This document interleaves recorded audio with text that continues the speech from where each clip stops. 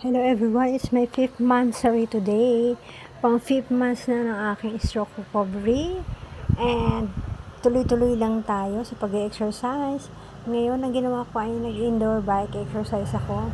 Pero kanina earlier ay nakapag-walking exercise na ako sa labas for 30 minutes. Ayan, after kong mag-walking, nag-breakfast muna ako ng ginger tea. And bread na aking favorite, high fiber loaf bread. And then, nagpahinga lang ako. Tinuloy ko na itong aking indoor exercise. Ito ang pagbabike. Ayan ang pagbabike ko after 50 stroke. Nagsisingit ako ng exercise for 20 counts. After kong i-exercise yung aking arm ang aking exercise dahil ito namang aking leg strengthening ay nandito na sa bike. Tutuloy-tuloy lang ang aking exercise hanggang sa ma-meet ko na yung required na movement na akin ng leg and arm. Actually, hindi pa ako masyado magaling. Siguro nasa 70% pa lang ako. Yung aking mga ugat-ugat ay hindi pa totally recovered.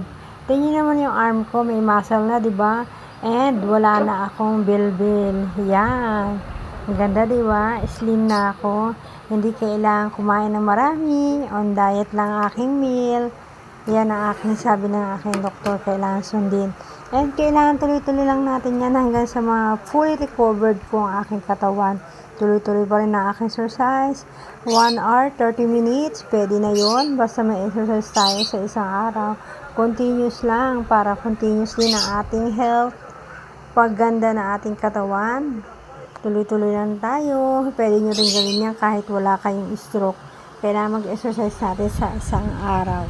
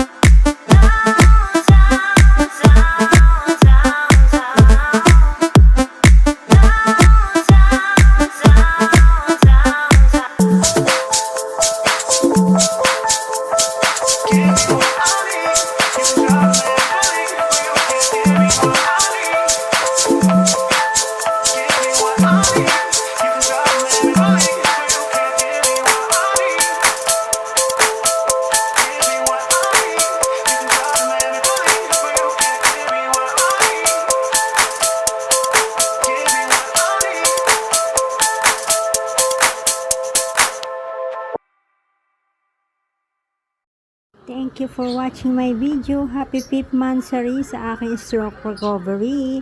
God bless you all. Thank you for supporting my video, always watching. Love you all.